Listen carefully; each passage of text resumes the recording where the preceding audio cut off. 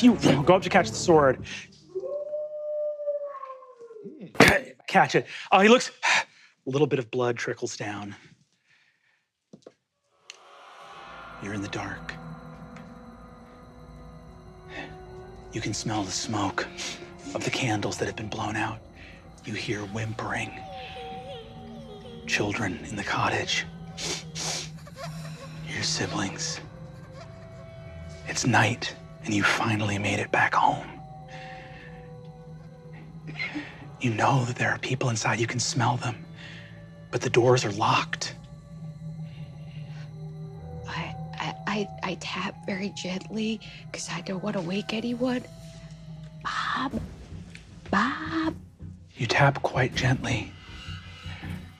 Maybe they didn't hear. Okay, I tap out a window. Bob, this is really serious. Something really serious is happening. You tap on the window. Scratches left in the glass from claws. I hide that hand. Bob. Get away from here! Bob, I just, if you could just let me in, I can explain everything. I'm sorry that I strayed. It turned out that you were right. I really shouldn't have strayed. And there were great consequences. I wish you had warned me how serious the consequences were, because I thought it was just about wasting time, but it was much, much, much more grave. Please, Bob, let me in. It's the door barred because— I don't know what you are. I don't know what you are. But my daughter is dead. No, she's not. She's right here. She's right here. She's not dead. Wear her skin all you like. But I know. Look at you! And you see that a silver-looking glass is held up. I like hiss. Bob, I think there's just been a terrible misunderstanding. Bob, Grandma is dead. Grandma is dead. We have to talk about this. If Grandma's dead, I don't have anywhere to go if not here.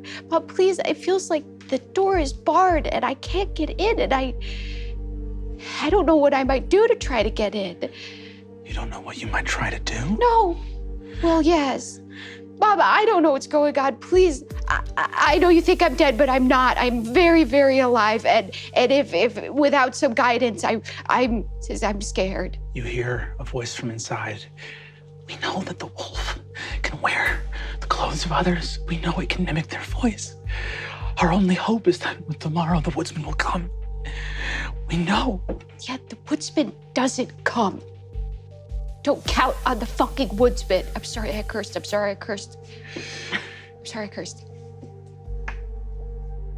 All right. Don't hurt us.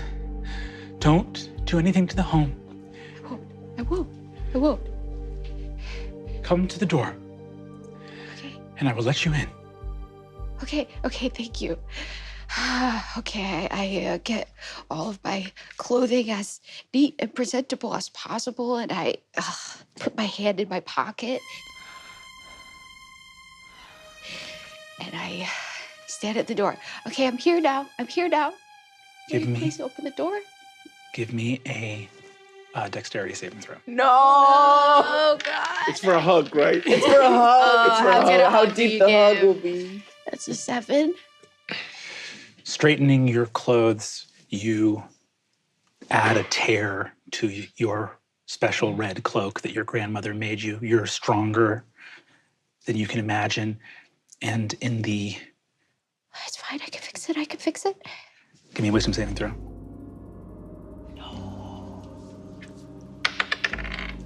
Nat 20. Yes! You can fix it.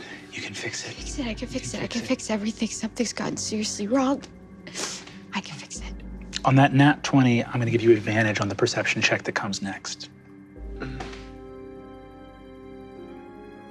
Go ahead and give me a perception check. It's a 2 and a 7, and to perception I added 2, so a 9. 9. You stand there, you can fix everything. I just need my Bob to open the door. And she'll tell me what to do. You hear the door unlock, and you hear your mother's voice. The door's open. You can let yourself in. Okay. I let myself in. walk in, everything's normal, everything's back to normal, and everyone's happy, and Grandma will figure out. You open the door, and falling from the tall clock that had been set against it, the silver blade of a dagger thuds into your arm. I'm going to need you to make another wisdom saving throw. 4. Oh, who threw that, Mom? Run, run! You hear the back door of the house open. This was a trap. It was put here to pierce your throat or your heart with a silver dagger. And you, on that 4 wisdom saving throw, feel something boiling up inside you. You lured me in with your own love? You fucking scam of a woman. I guess I just kind of want to... Did they leave through the back door? Did they leave through the back door? 11 or higher, and they left. 1 through 10, and they didn't. In my head. That's a 7. They haven't made it out of the house yet. No! I want to stalk over to them. I want to flip the fucking table with the nice dinner, with one less setting out on it, and say, did you have a nice dinner? Did you all sit down to a nice dinner while you presumed I was dead? If I was so dead, where was my funeral? Your shoulders and head touch the ceiling as you grow tall. Where's my headstone? You hear a voice from the forest. Breathe in. We must not forget to breathe. As you go, the table without a place for you, the mother who would not believe you, your family that attempted to flee from you in your moment of need.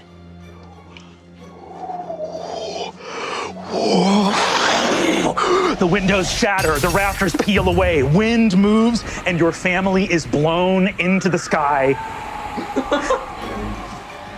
What? Huff and puff, little one. What have you done to me? You are standing with the blade of a sword in your hand.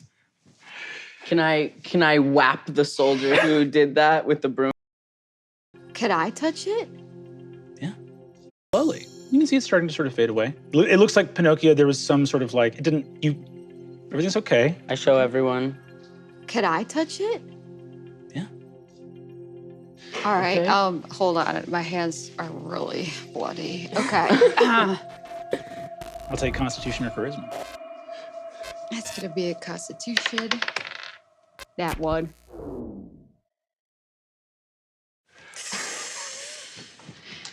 Try it. Gladly.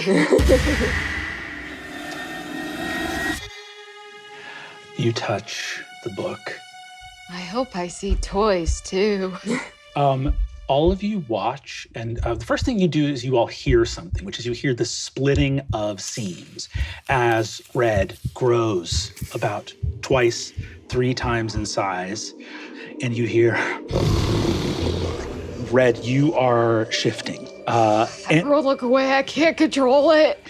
In this moment, as you begin to change, where does your mind go? What's the first emotion as you begin to experience the change? Embarrassed.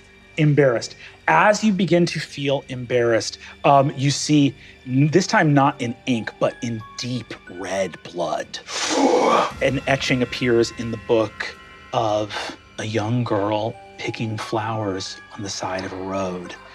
And you see that the etching grows as red gets bigger and bigger. Is it ylfa? It's ylfa, yes. And you see that it grows, and past the little glade of flowers, you begin to see trees. And the illustration spreads, and the blood spreads. And so far as these illustrations have grown, once they are rendered, they remain still.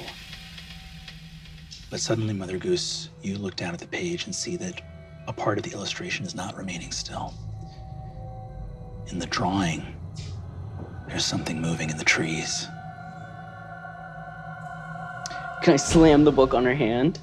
You slam the book shut on her hand, and as you do, you pull your hand out, and all of you watch, right as you make the decision to close the book, the thing moving in the trees lunges forward, and as you close, all of you watch, rendered in blood that is growing bones, a massive fanged mouth goes,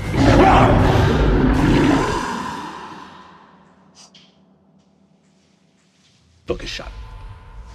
I think I still feel really embarrassed. I say, I'm sorry, Mother Goose, that was my fault. And I walk and I stand behind a tree. Is Red still huge? She begins to diminish in size. I go after Red and I'm like, you don't have to be embarrassed. No, it's my fault. Pinocchio did it and saw toys, and I put everyone in danger. No, Pinocchio summoned toys, and I summoned a wolf to eat all of us. Well, maybe, yes. But there's something very important you need to learn, and that's if something scary is happening to you, that's one thing. But if you add a bunch of shame on top of it, now it's doubly worse. You don't have to be embarrassed of this. Thank you, Mother Goose, but I think my embarrassment is what saved us in that situation. I'm a monster. No. And I'm embarrassed. You're not a monster. You're not a monster. I will not stand here and hear that you're a monster. I'm a monster. You're an amazing kid. You're a good kid. You don't know how long you've been walking here, but it's a beautiful sunlit day in the forest. There's dappled light coming through the leaves. You're walking on a really cozy little forest path.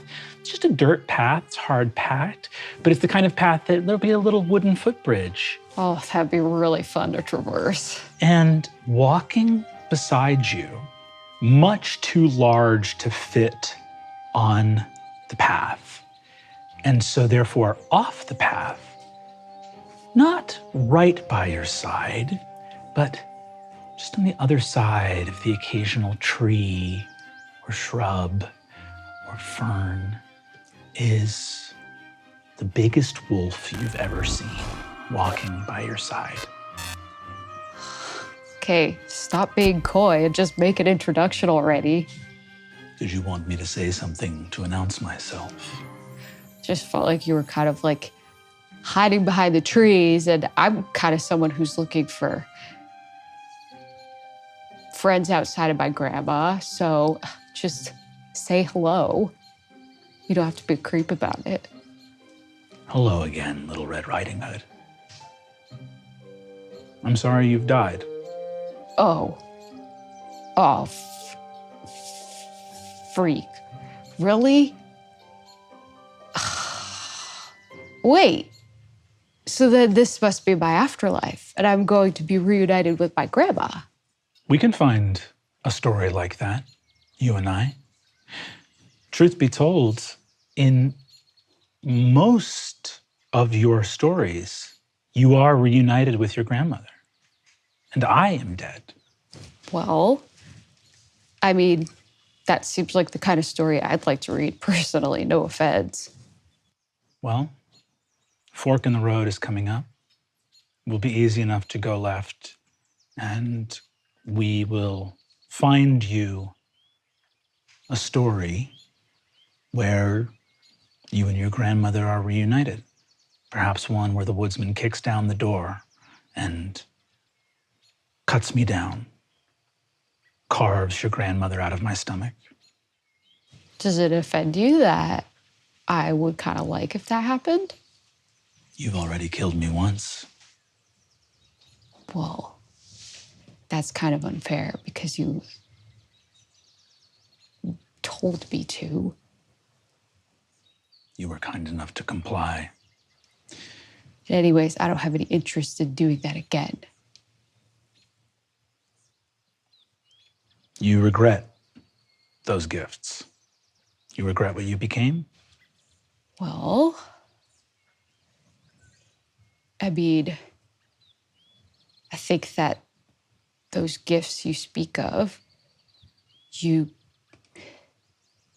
kind of gave me the gifts of survival without giving me a reason to survive, and without any assurance that you won't just take everyone else from me. And those gifts also made me sort of a monster amongst princes and princesses. So I would say mixed blessing.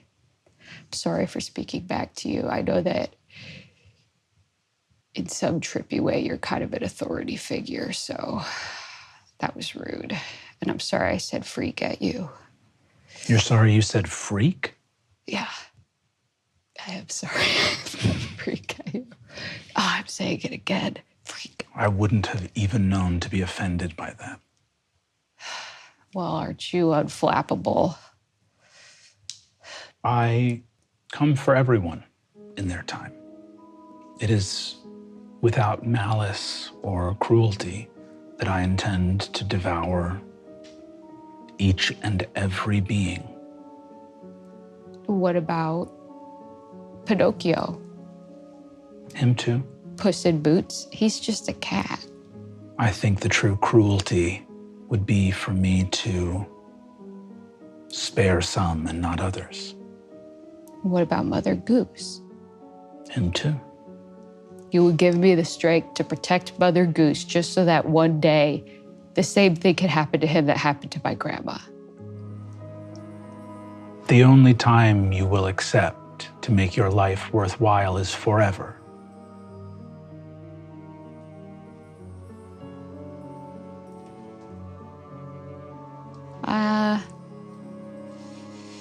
I don't really think it's that.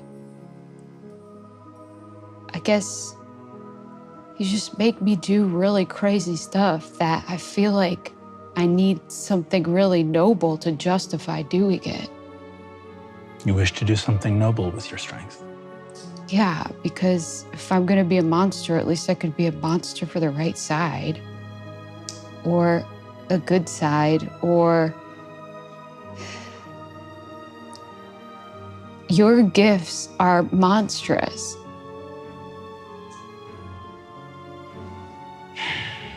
I don't think I can look at myself in the mirror.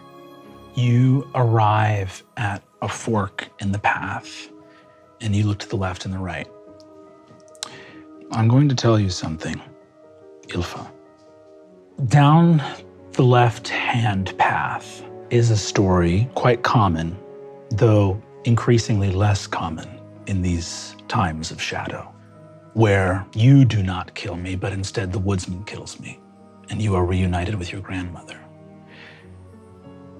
But you must know that that story already exists, and your story ended in the dirt in front of those barrel soldiers and anvil-headed monstrosities. Whichever story you choose to go to will benefit from your strength and your knowledge, but it will carry the burden of the choices you have made and your memories. The left-hand path takes us to a kinder version of your story, and that story will receive you in all of the fullness of what has happened to you. So if I go down the left-hand path, then the woodsman will be there. Where was he? He always came by my grandma's house, and he didn't come the day we met in the capacity that we met. The woodsman's actions are varied across different stories. He, after all, is a character in your tale. And though that is a crown you may not wish to wear, it is the truth. My tale? Okay, well, my grandma taught me how to shop, so what's down the right lane? The right lane takes us to other stories. It takes us to some stories where you might receive answers to the question of the woodsman. And to your point of nobility and why it might be worthwhile to be a monster, There are stories down that path that will have your friends. Mother Goose. Is Mother Goose's son alive down the left-hand path? Is Jack there? In most of them, no. In many of those stories, you never meet Mother Goose. Is she still in your stomach? My grandma, because you're offering me a very important question and I feel like I should consult my best friend. I'm assuming she's in some sort of suspended animation that is afterlife, just waiting for me to also die, and then we are reunited. So I would like to tap in to that suspended animation and access her wisdom, please. Thank you. You wish to speak to your grandmother. Yes. I think that you are asking me to make a decision that I should really speak to an adult about. Very well. The wolf walks back into the forest. I did not know that was going to work. Slowly but surely, walking up the path behind you a few moments later, you see sort of trundling. She's got a little shawl over her shoulders. She's got a small sort of parcel of like wildflowers that she's wrapped up going along. Oh, hello, ylfa.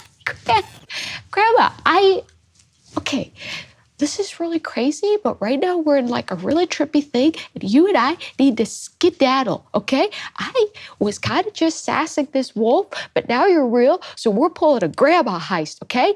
Give me your hand, and we're just gonna run anything but those two paths. You want to stray from the path, darling. You need to listen to your mother. We can't leave the path. It's dangerous. There's wolves in this forest. I thought Really? You're just gonna parrot back at me what my mom said? Who do you think she got it from? I had to yell it at her all the time when she was little.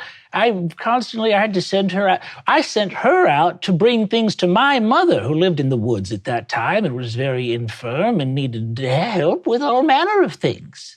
I always thought you were the anti-mom. Well, I think your mom could learn a thing or two from me. I don't agree with every decision your mother's made. Okay, well, this is all totally fine because you and we're back together. We could just hang out like forever now. I'm pretty sure that this is some sort of afterlife. And so we could just hang out, get the raisins, I'll get the oatmeal. We're making cookies. Give me a perception check. It's gonna be a 6. She says, all right, well, let's go make some oatmeal cookies if we're in the afterlife. I can't believe it. I don't feel dead. You don't look dead. You look fantastic. Incredible, incredible. Well, let's off and get some oatmeal cookies, huh? Okay, let's do it. So glad you're back. I haven't made a connection with anyone other than Mother Goose except for you. You see that she walks over the little footbridge and takes a right and goes down the path towards the right. Okay, I get my characteristic skip back in my step, which honestly, becoming a werewolf was kind of hunched my posture and made skipping more cumbersome, and I feel like I'm shaking it off of me. And I skip down. Grandma, a lot happened while you were dead. So I did meet some friends. I turned into a werewolf.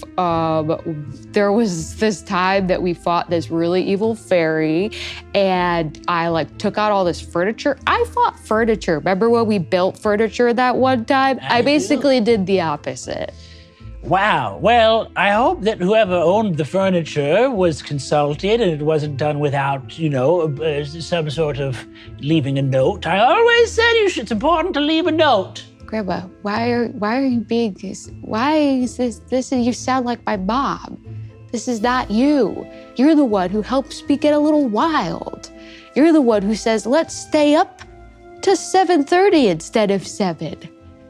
You're the one who says we can have black tea after 2 p.m. Am I?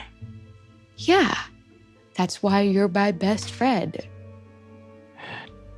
Fascinating. You look up now that you're sort of farther down the right-hand path. You don't remember your grandma's ears being this big.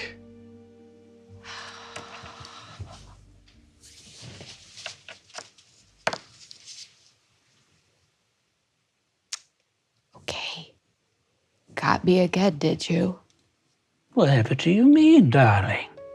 I mean that you made me think that my grandma was back to get me to go down a path in which I could just keep turning into a monster and scaring everyone around me, including myself.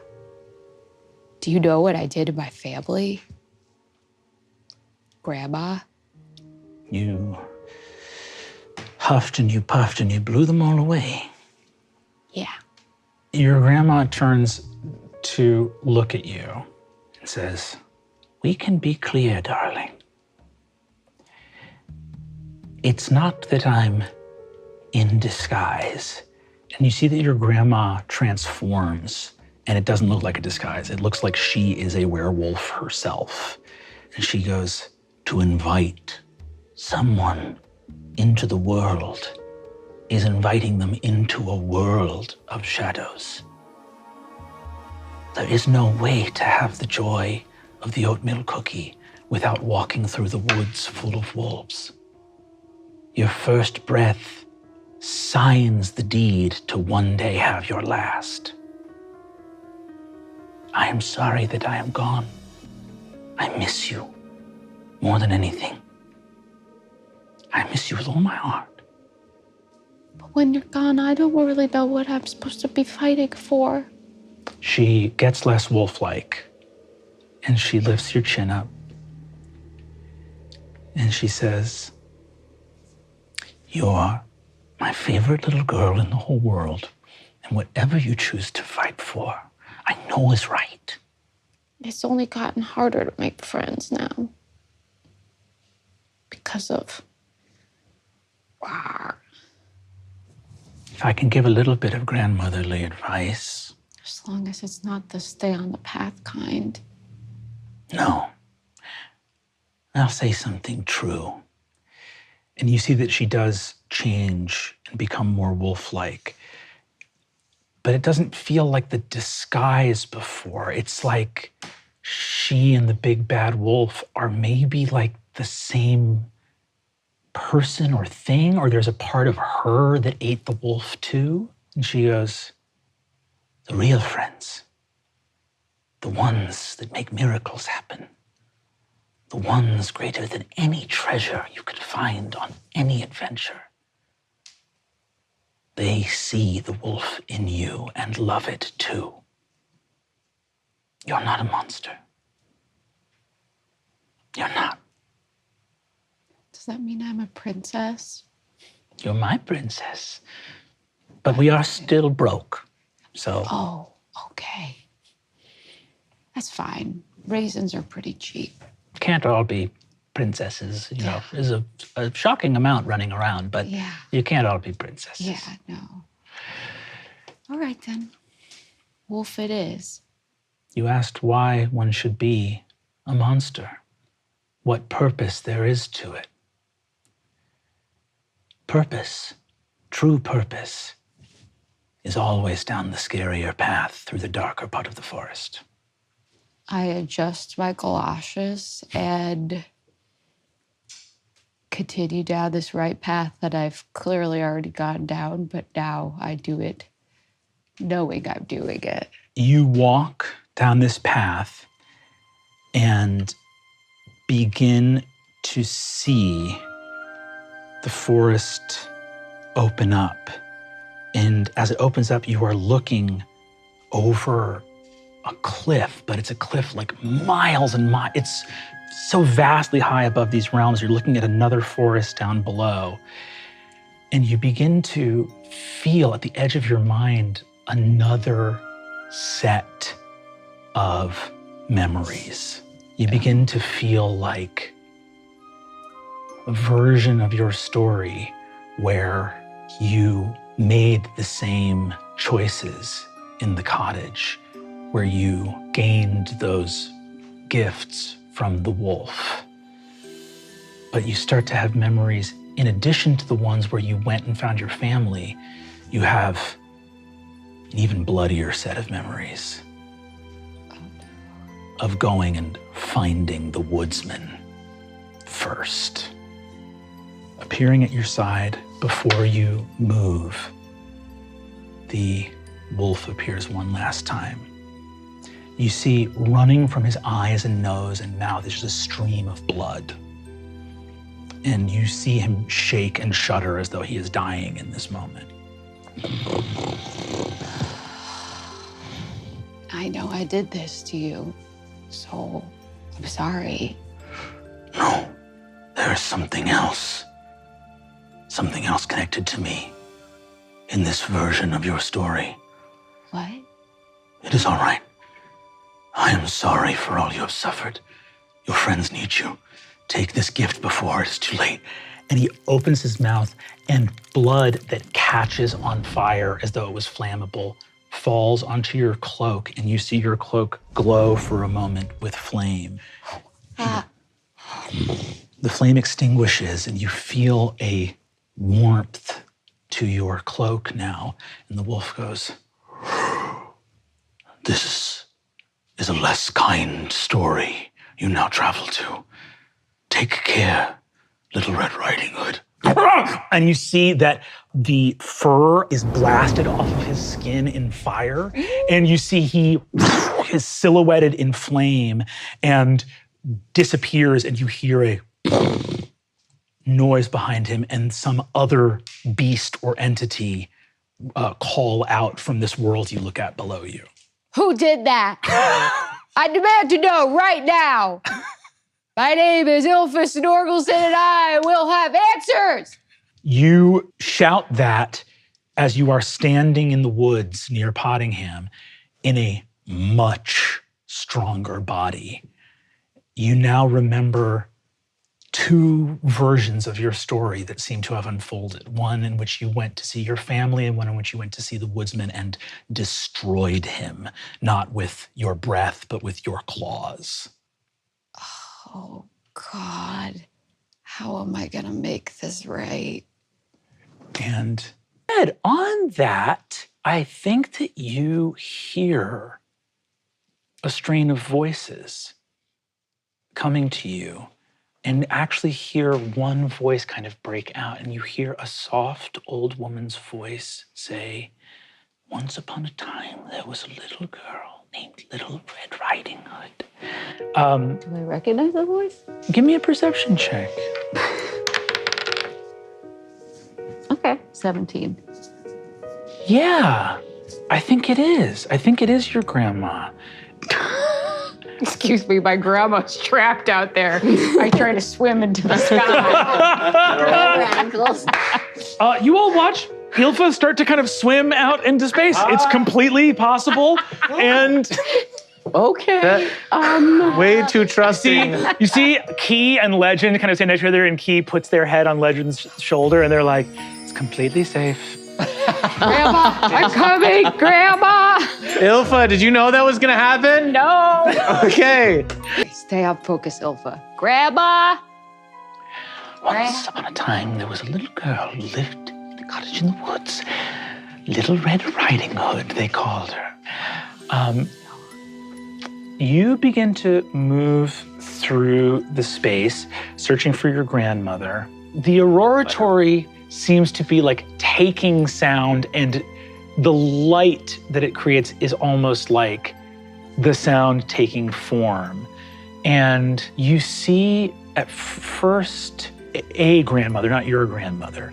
And then you see some more and some more and some more. And all of them are telling your story. They're not talking to you. Telling my story? It looks like they're talking to someone. Wow. As you were out here in this space listening to your story, go ahead and give me a perception, and you can roll with advantage here. Thank you, because Okay. Thank you for the advantage. 19. ylfa, you hear the story of Little Red Riding Hood, and you're out here in the auroratory listening to all these voices, and They keep telling this story of a little girl who needed to bring food to her grandmother in the wood, who was instructed to stay on the path and didn't, and met a wolf. And then they tell a story about how the little girl talked to the wolf, and that the wolf ran ahead to the grandmother's cottage. They ate the grandmother, and the little girl arrived and said, "My, what big eyes you have. My, what big ears you have." And you hear all these stories, and it begins to go exactly as you remember. Yeah, And they say, I was wondering. "My, what big teeth you have." And the wolf says, in all of these stories that all begin to harmonize in the same moment, the wolf reacts, but in a different way than you remember. In all these stories you hear, "My, grandma, what big teeth you have." And the wolf goes, "The better to eat you with, ah!"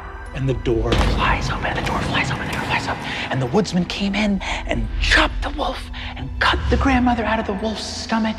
And all was well, and all was well, and all was well. And Little Red and her grandmother, the woodsman saved.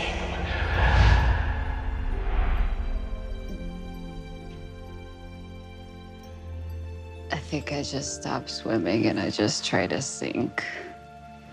Because this is a better ending. It feels nice and warm.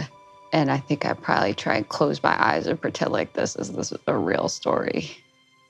You sink further and further into the oratory. You start moving down. This is the version of your story that has been told the most. And to that degree, it's almost like it makes it the correct version of your story. Yeah. Yeah, so if it's correct out here, then maybe it's incorrect in the books. And if we can just get what's happening out here, which is a much nicer story, and no one does anything that they're ashamed of, if we could make this happen in the books, then I will be the correct version of myself. And I begin swimming again, and I'm going to swim back down to the books. Go ahead and give me a wisdom saving throw. Wisdom saving throw, okay. 5.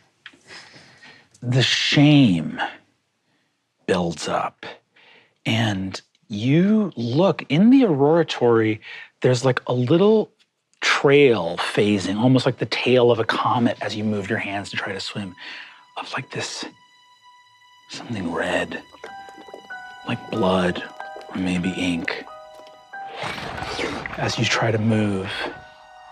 And I can't stay here. I will corrupt this story. This is the story that's supposed to be happening, and I am the corrupting force. I'm the problem. So I try to swim even faster just to get out of there so that I can just not ruin this. What is happening is good, and I gotta get out of here. give me an athletics check to attempt to swim, and do so with disadvantage. Call the DC 15.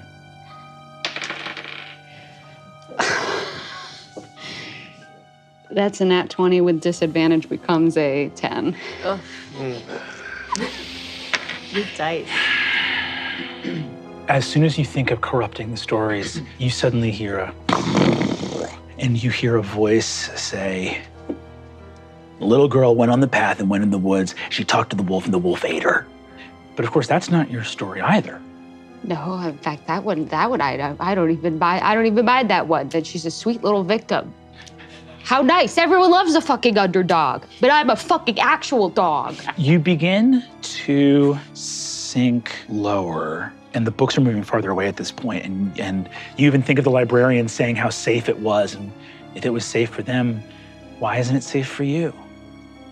God, what I have done is not that different than what the stepmother did. So maybe the library is protecting itself from me. In this moment, certain and terrified that you are corrupting this space, and you can hear the tenor of the stories around you changing. God, this is not how I want to be known. Know me like you were talking about me before. I will ask for a choice in this moment. Does ylfa reach out for help, reach out to something as she continues to sink further and further, or does she reach within?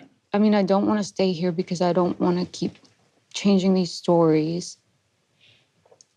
I don't think there's any chance that I reach within. I think that I probably would just be like, Timothy! What is required to go back to the way it was? Great power has been missing. We wished to, there were some things we could have done if we had had the aid of the big bad wolf. The big bad wolf has gone missing and we cannot find him. And he is rapidly vanishing from many stories. Something is... I think it's my fault. I ate him. I was gonna say we're hanging out with you and you just look more and more wolf-like. Right? As you say that, all of you tumble out of here. You can make a decision to reach out a hand to pull the fairy with turquoise hair through or not. I'm gonna reach to grab her. You reach out and throw a string to her and whoop, get two on either shoulder and pull her through. And she comes through with you. The five of you are in a dark cottage. Oh, boy. Oh, no. The door opens. You see there is a bed. Oh, we saw an earlier version of his. Maybe it's good. You see a bed with a large shape, little nightcap on, gown, and the door opens and a completely non-lycanthropic Little Red Riding Hood walks in with a basket. Grandmother, it's me. I brought cinnamon toast rolls. Cinnamon toast? And lollipop corn, just like you like. Lollipop corn? Yes, it's a popcorn ball on a lollipop stick. That's... Okay, this is canon. Wow. Okay. All the good stuff that's gonna help you heal, because I know you're not feeling well. There was a bunch of broth and I dumped it.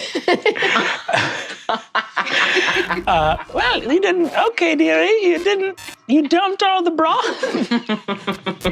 Yep, it was laying down and I needed space Where did you dump it?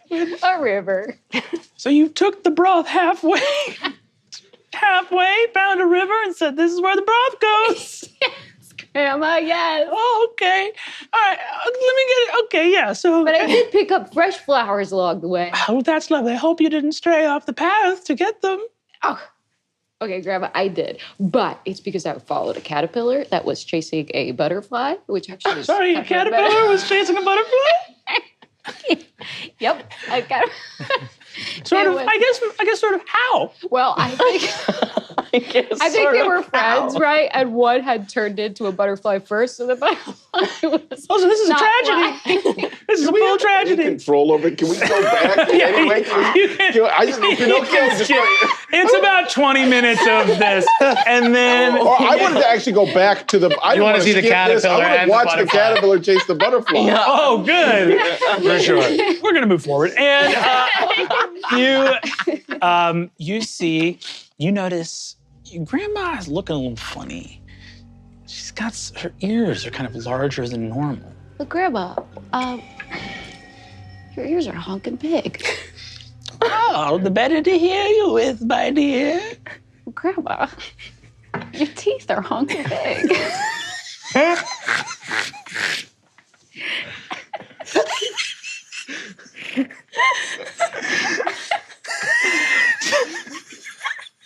Wow, we just.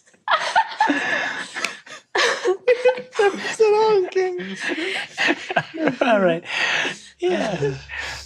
All the better to eat you with. What?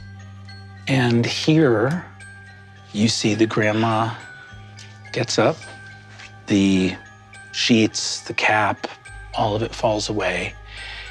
And Somehow without this cottage getting bigger, you're looking at a wolf that seems to tower in this space like some ancient monument. Its gaze is completely neutral. It is enormous and powerful, and it rests on the bed. There is a hum expectantly in the air, like something is supposed to happen. Something is supposed to unfold in this space. The wolf said all the better to eat you with, but it makes no motion to leap at Ylfa. In fact, you notice that although it towers over all of you, it is lying down on the bed. I met you on the path. What did you do? Where's my grandma? I've eaten her. She is in my stomach now. Why? I am a wolf. Okay, well, the woodsman's gonna come along and he's gonna show you the sharpest side of his axe. Perhaps he will. Time passes, and all of you watch Ylfa standing here waiting. Hours turn into days. You actually feel the turning of pages as you watch Ylfa stand, waiting for the thing that at this time she just had an inkling was supposed to happen. But now you know, all of you, the feeling of, yeah, this version of Ylfa's story went really wrong. Went really, really wrong. You see an Ylfa who is shaking and almost passed out from just exposure, dehydration, lack of food, having been frozen in this moment of terror for too long. The wolf has regarded you still as stone this entire time. After this small eternity, the wolf looks at you and says, "You are dying." No, I'm just waiting for the woodsman. If you cannot eat, you will die. This is the law. What would you have me do? Go to the fireplace and there pick up the axe by the wood that rests at its side. Come to the foot of the bed, raise up the axe, and split my skull. When I am dead, eat of my flesh, and you will be strong enough to wander the woods on your own and return home. That's ridiculous. I don't even think I could lift up an axe. I'm just a little girl, and a nice one at that. No. The woodsman is not coming. He often comes and stops by. If we just keep waiting, I'm sure of that. This is not my place to even have any part in.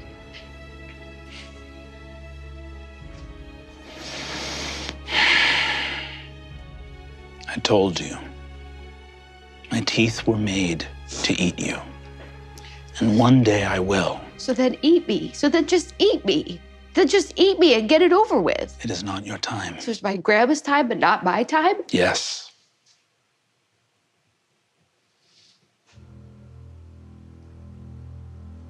Well, I don't trust you because everyone told me not to trust you. So if I can't trust you, then what you say isn't true and the woodsman is coming. So I will turn my back from you to the window to behold the entrance of the woodsman. Do as you will. Ylfa, you go to the window and look into the woods. What do you think you see there? I think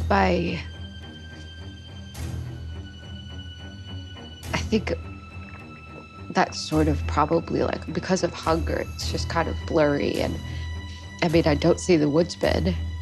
And I think if anything, I maybe see like a bird swooping in and like eating a worm or something like that. But I don't see the woodsman. And I probably wait here until like my personality kind of fades and I'm just hunger and I'm just animal. And then I sort of think that it's like the instinct takes over. And it's not really ylfa doing it, it's just something deeper. And then at that point, I think I pick up the axe and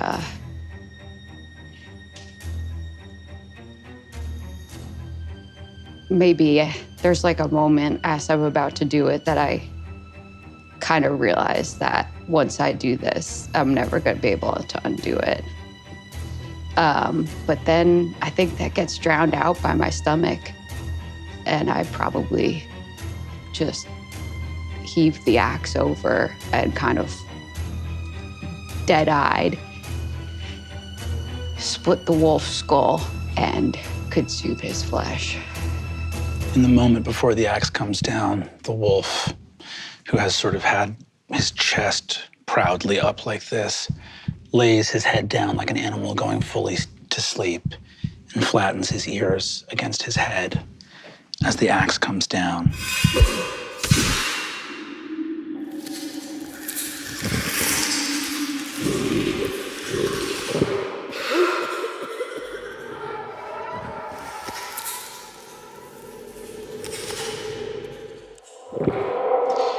All of you watch ylfa with hands and teeth rending into the wolf's body and eating, face covered in blood to stay strong, and see the blood of the wolf coursing through her veins.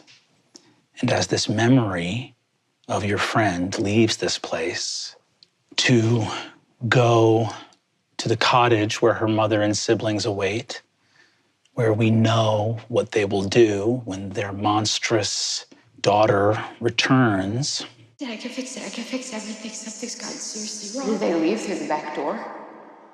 You are now simply standing in this cottage, empty.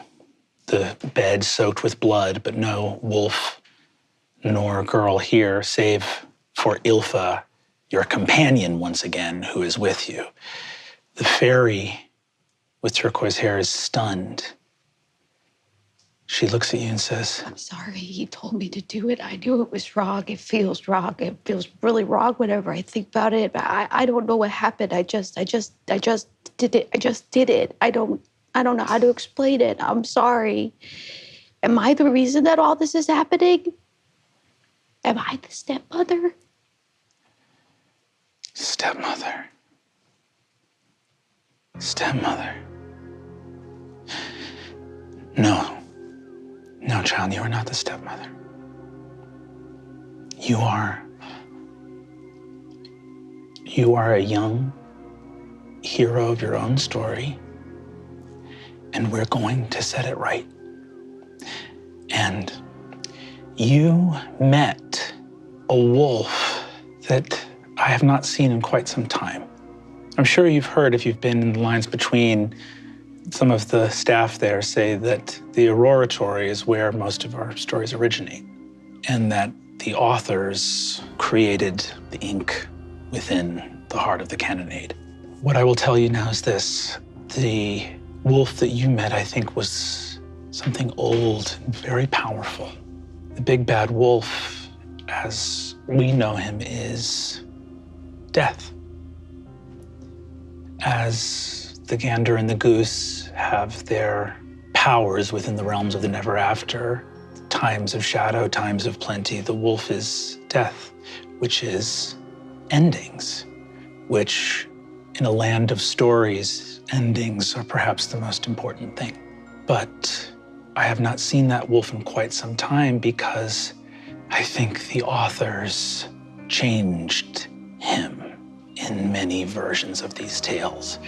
And that this version of him came back lets me know that something truly strange has happened within the neverafter. You are not the cause of the times of shadow.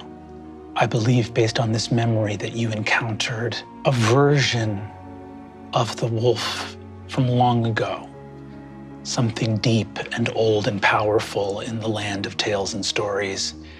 And I believe that he truly wished for you to live. Oh. Okay. Thank you. That is much more helpful than Aesop. You reach up, you touch a hand on the nose, and you feel, and the breath is enough to like rustle your clothes, and you feel just like hot, moist air coming out of this wolf's nose. As it does, and everyone feels it in your sternum, like your solar plexus, just the rumbling of the voice. The wolf says, "Not lightly do I let anyone place a spell upon me."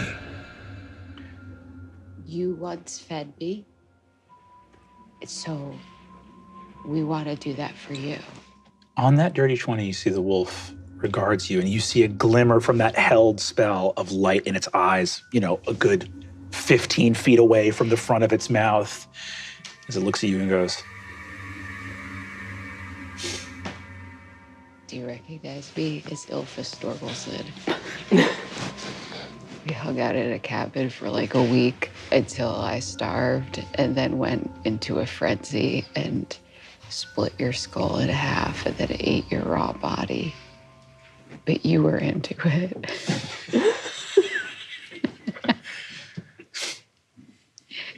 Should I go? "It's not like that." Yeah, totally. It wasn't. It was much more of like a communion with a divine being. Beautiful for someone like you.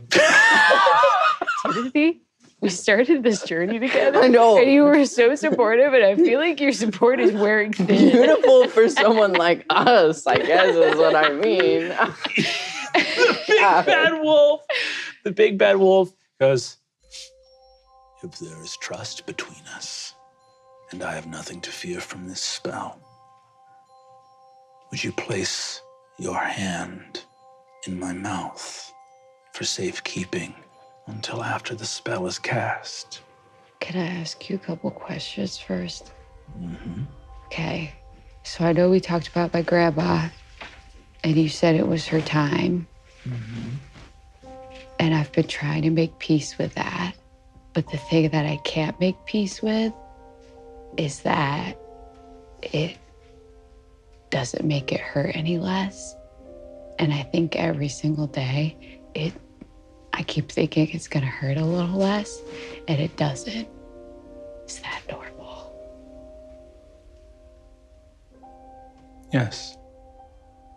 So then, I've sort of made this pact with you, but I don't want to do to other people what happened to me.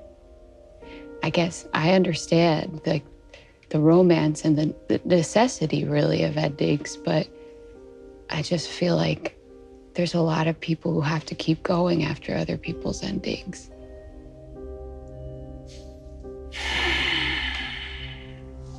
I don't know how to make sense of that. I don't know that you must make sense of it. Some things simply are. And in time, all things will end. But if you fear that you have made a pact with something that cannot live within your heart, then what comfort I can offer is this. In no corner of the long ages of all the worlds that I have walked, have I ever, for one moment, felt the desire to devour everything. Do you sometimes devour things that aren't people? Because, I kind of feel like there's a part of me that's dying as I become more like this wolf. Maybe it's the little girl. The little girl is dying. And right now that feels really scary. Is that going to be good someday? Are you responsible for that? In a sense, I have been there, hungry and waiting, at the end of every story. But I am in you. And in a sense, The part of you that is the wolf has already begun to devour the you that you can only remember. What do you mean by that? The little ylfa that wandered into the forest to look for flowers was always going to be eaten by me, or perhaps even, and here you see the wolf kind of flickers and looks like your grandma again in the way that it did in that forest between worlds. Or perhaps by you. What was your grandmother's name? Ylfa? You were named after her. Yeah. Do you not think, in some way, your grandmother devoured a little girl that used to walk through that forest as well? And in the reflection of the wolf's eyes, you see a little girl who looks a lot like you with a red cloak. You recognize from an old family portrait your grandmother as a little girl walking through the forest. Where is she now? Do I get to see her again?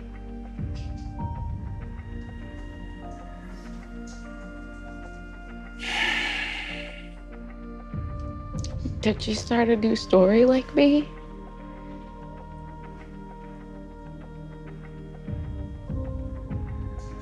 There are old versions of our story from long, long ago. And in most of the stories that exist now, you and your grandmother are happily reunited. In this version, no. But the battle that you and your friends engage in is perhaps not to save this version of your story alone. Sometimes things are too late to be rewritten or undone. But there are more blank pages ahead of us, Little Red.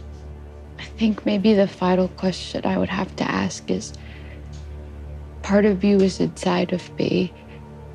What would you do if I were to disagree with you? What if I saw you coming for someone and I stood in the way? I am big, and I am bad. But so am I now. Then I think you might be able to stop me, Little Red. So I could be your follower, or maybe I could also just be a thorn in your paw. Here the wolf looks at Mother Goose holding the healing spell and says, I know the lion. I don't think you're a thorn in my paw. Your grandmother, your mother, all of them make a pact with me in a way somehow older and more profound even than the gift I gave to you. They brought life into this world. They began a story. There is no story you can begin without making the promise of its ending. And only very strange and dangerous things try to make a story that never ends. And here the wolf regards the like boiling stew and cauldron. Yeah, I definitely got that vibe. There are other people doing that right now too, aren't there? You see the wolf leans forward and says, yes, great and many beasts of power that wield story itself within the confines of the neverafter. And perhaps even some things that move beyond it.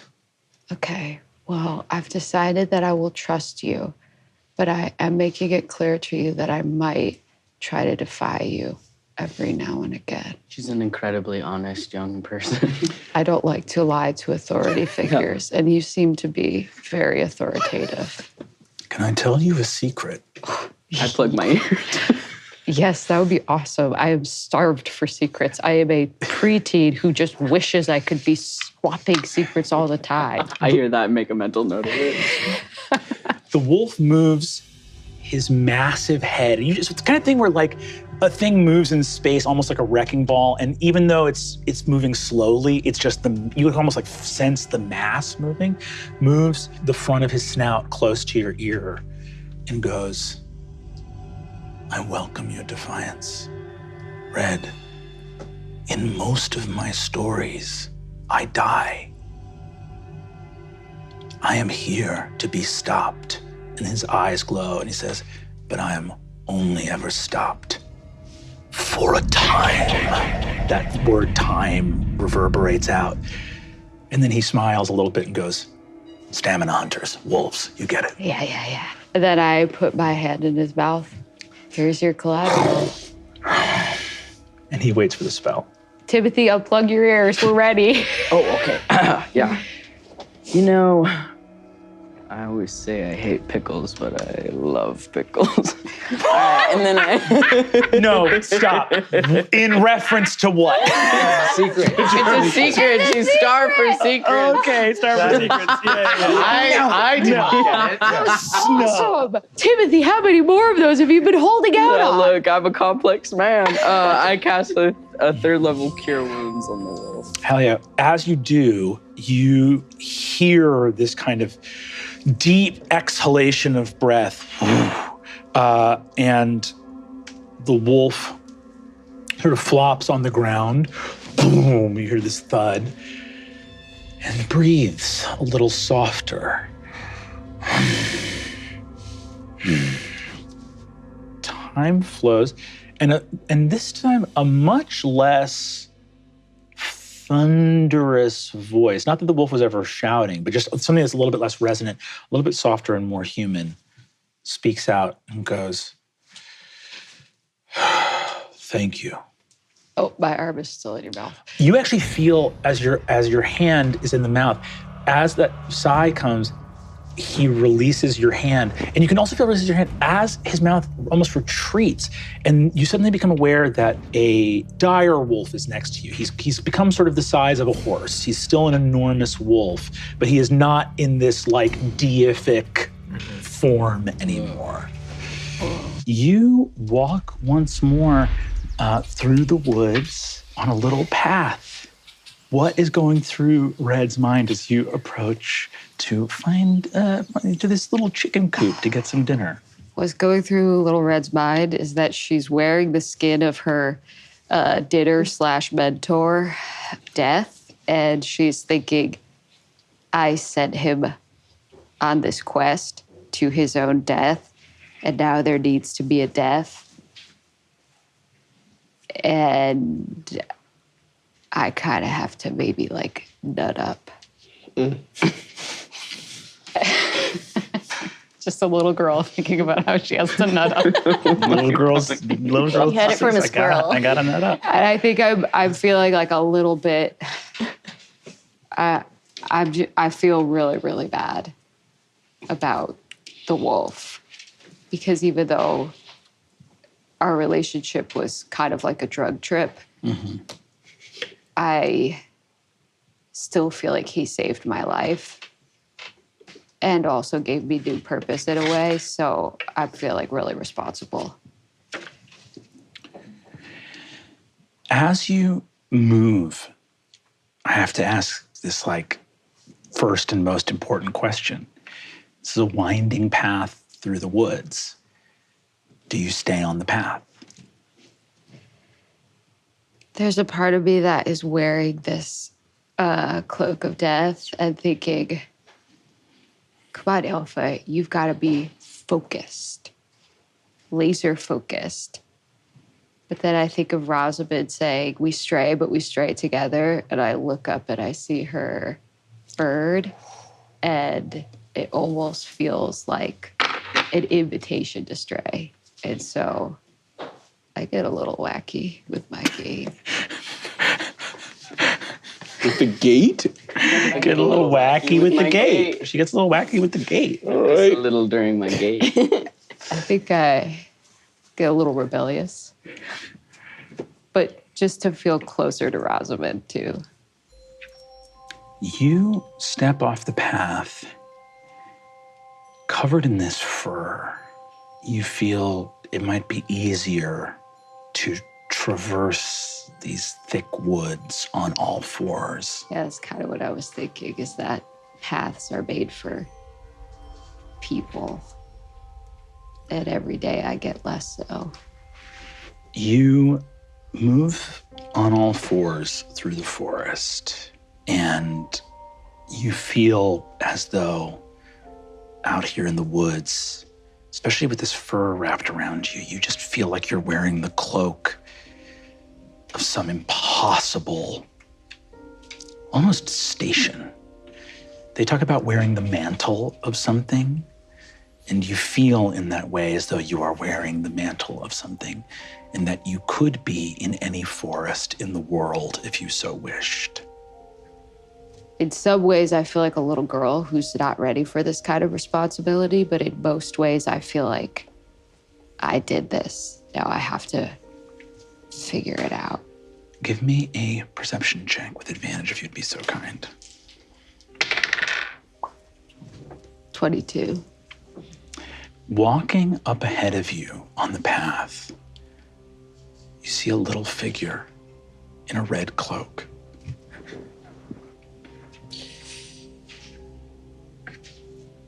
Yeah, what about it, Brennan? You see a little figure in a red cloak walking on the path up ahead of you. Can I do an insight check on how she's feeling? 16. She has a basket. You smell some fresh baked home goods.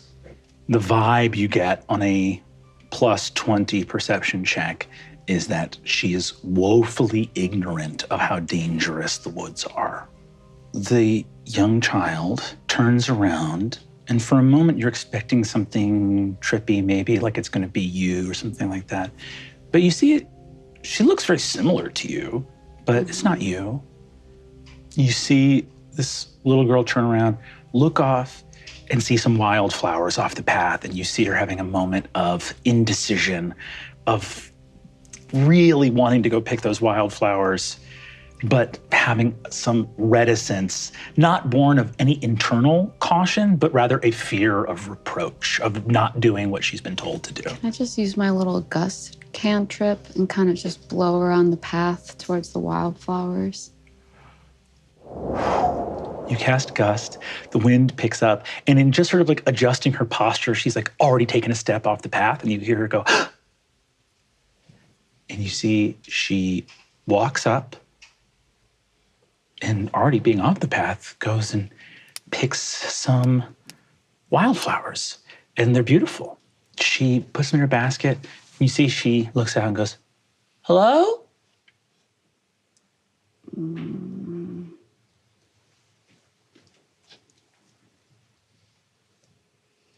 Don't freak out, hi.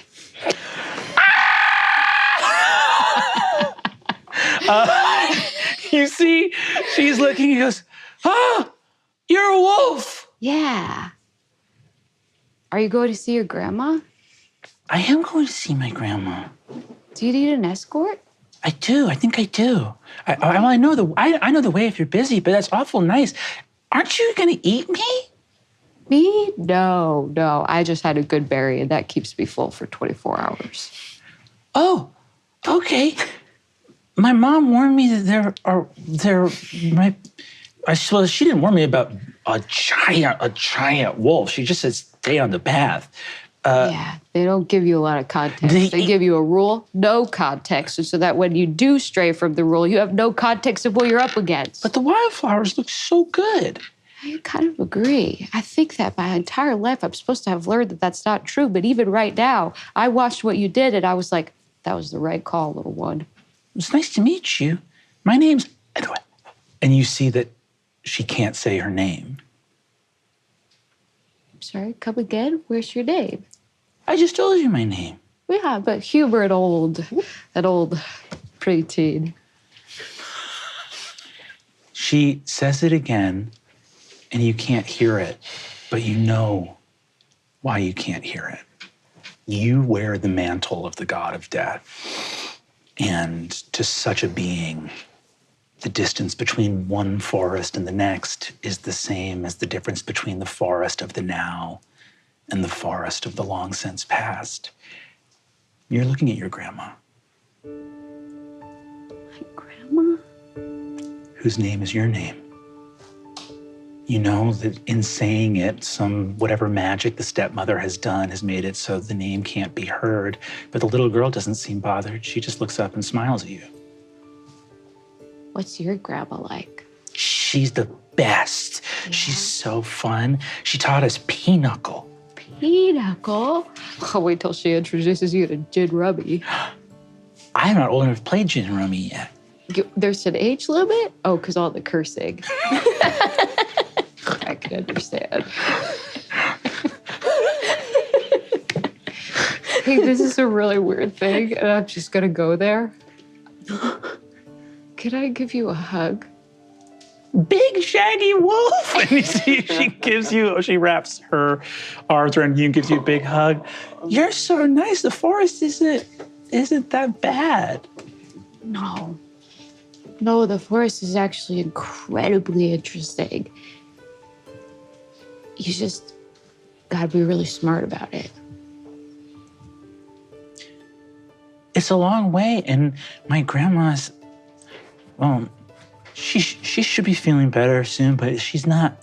But I'm bringing her some stuff to feel better. If you wanted to come visit her, I'm sure she'd like to meet you. Yeah, do I have time? And I think as you ask that, the little girl sort of looks at you and doesn't seem to, it's like, well, you're a wolf. You have as much time as you want. And you feel that you've there's no urgency because you've walked into the past. You've sort of like, you're death itself right now. You've come somewhere that there's no rush. Yeah. Hold on. Do you have a reflective surface? I really need to make myself presentable because your grandma's gonna freak out if she sees a wolf come in. Oh, wait, my mom was sending her some clothes and stuff. And you see, puts a bonnet on you, puts like a grandma night shirt over you, and you just sort of look like a grandma. Awesome. This is great. This is perfect. And she might think you're part of her pinochle club. Honestly, I kind of am. You don't understand that, but I do. Yeah, let's go meet your grandma. She walks through the woods with you and just talks about all the little games that happen at her house. And it sounds like, her house growing up, she has learned all these fun games to play, all the things that she's going to teach you later in life. And as you're walking along, you notice a little chicken coop by the side of this grandma's house. And your grandmother, ylfa, opens the door and says, Grandma, I bought a friend. Hey, actually, I just realized I have somewhere to be. But thank you for walking and talking with me. You're gonna leave so soon? Yeah, I do. I have to, I have to say goodbye. Okay. This is just a wolf thing. We do this every time we say goodbye. This is a classic wolf thing. If you need another wolf, I'll do this too. You see. This is how wolves say goodbye. She gives you another big hug. Nothing out of the ordinary. As she does, you hear on the wind, a rare treasure, indeed. Yeah. The memory of the little girl leaves. From the door, as you see your grandmother ylfa enters in, there is a woman, a grandmother, one you don't recognize, but who smiles at you warmly, looks like you. She exits the doorway to greet you, and you realize that there is a shape inside in the bedroom and you hear sort of little ylfa go, Grandma? And the grandma who's here with you goes, could you do me a favor and walk me to the edge of the path? Yeah. Get under my cloak. She gets under your cloak and you pad through the forest and carry this woman with you. And she says, I'm glad for your strength. This is a long journey to make on my own. I'm glad to be stronger. And your granddaughter is like awesome. She's gonna go on to become the coolest person in the world, in the eyes of at least one. And as she begins to sort of vanish into the darkness of the forest, she reaches out a hand and touches the sort of mane of your coat. You can feel it through that red cloak. Your grandmother had a red cloak just like you, and the hand that knitted that touches you and says, she is as wonderful as you say. And I know that her eyes fell upon one that she loved with all her heart as well. Yeah. It's just a shame that that gaze ever has to break. It is. It is as sad to lose as it is wonderful to have. Yeah.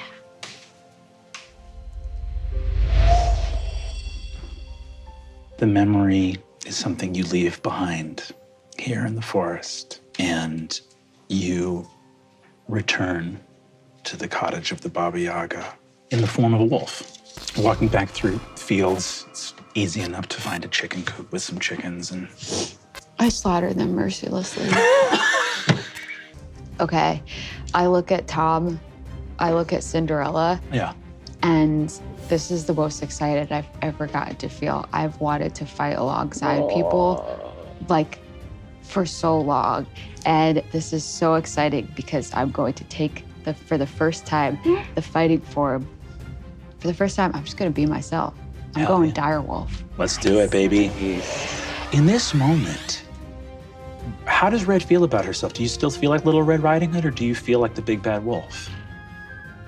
I think I do still feel a little bit of Little Red Riding Hood in there. Yeah. I'm letting the wolf take over, but I also think about when I was leading my grandma's grandma to her end, that I was glad that I had the humanity to be gentle. Yeah.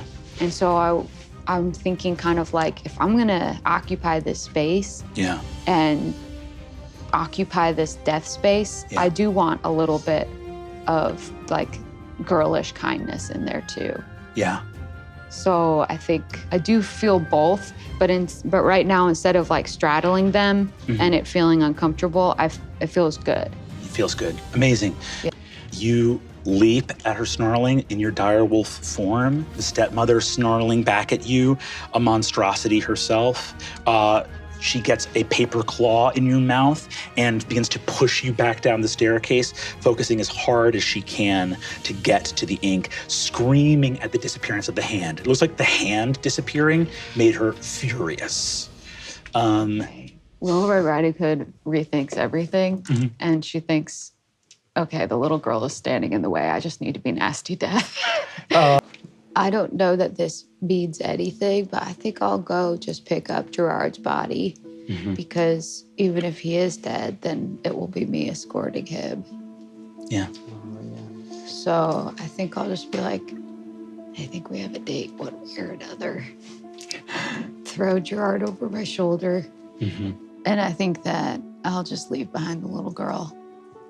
She was holding me back.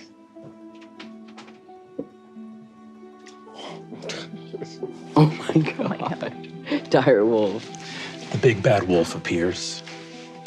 Yeah, I was trying to hang on to something, but it was holding me back, so. Come on, Gerard. And I position his dead body on me, and I'm like, I always wanted you to take mounted combatant and ride me into battle. I would like to reach my hand out to the little girl. I think there is a little girl left. I leave her walk behind. away and there's a little girl. And I say, little girl, are you lost? I'm confused, that's for sure. Me too. But don't worry, we'll get you back to your parents, okay? Okay, thanks. What if instead of my parents, we went back to my grandma? I think that's an even better idea. Yeah. You're very beautiful. Oh, thank you. So are you. I hope I look like you when I grow up. Oh, no, but that's not that important, is it? You seem very brave. I have my moments. I think that ylfa, the moral of her story was to obey authority figures. And I think with her freedom, in classic teen fashion, she's going to whiplash in the other direction entirely. And I think that when she redoes her story, she is a total little rebel. I think she's straying all the time. I think that she strays so deep into the woods that she meets the Baba Yaga and they get into shit together. The first time you stray so far into the woods that you enter another kingdom and meet the Baba Yaga. I think like it would be fun if Tim also had like a little bit of contact, like, and you were saying you would like play card games or something, and we show up and it's like Tim comes in and is like, oh, it's so great to see you, and says hi to you and Baba Yaga, and then also you guys seem to have someone that you're playing cards with, this fairy, or That's is this actually just like a your mannequin. crew? That's my hat. I love it. But I think I stay true to all the things I love about grandma culture. And so like I still love gin rummy and I still love cursing, but now I don't listen to authority at all. And I realized how much it was kind of standing in my way of making other friends, that I would always be kind of like, well, we should ask the authority figures what they think. And so I think I'm able to like meet some more friends. And I think I also just have like, if you were to like look inside my journal, you would see in hearts a lot just the word Noki. Noki? Noki. Like the food? It's just a little, yeah, like the food. Is it an acronym? CCI. Is it a It's- name for Pinocchio? It's like my dream of a pet name I'd have for like my dream boyfriend. Your dream. Noki? Like Pinocchio? I think Pinocchio definitely comes over to play Jim Rummy a lot. I need to be clear, this is years later when you're both 21. Just sitting there being like, how's your grandma? She's been dead for a while. You told me that, yeah. Yeah. How's Toy Island? It's good. They don't turn the kids into donkeys anymore. It seems like a good change. Yeah. When I lean in for a kiss.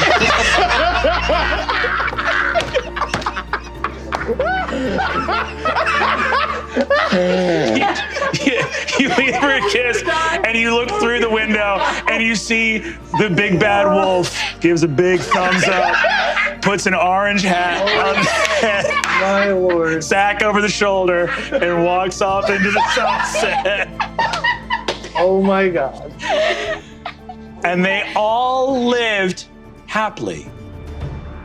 And that's the end of our story.